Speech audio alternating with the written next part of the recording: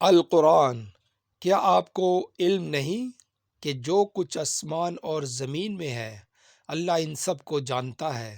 یہ سب یقیناً ایک کتاب میں درج ہے، یہ اللہ کے لیے یقیناً نہایت آسان ہے۔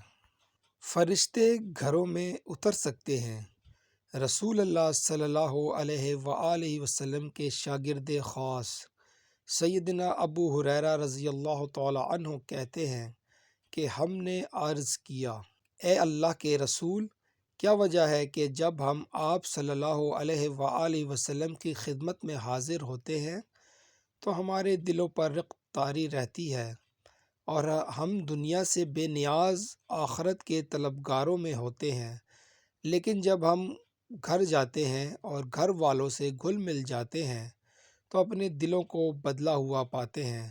رسول اللہ صلی اللہ علیہ وآلہ وسلم نے ارشاد فرمایا، اگر تم اسی کیفیت میں رہو جس کیفیت میں میرے پاس سے جاتے ہو تو فرشتے تمہارے گھروں میں آ کر تم سے ملاقات کریں۔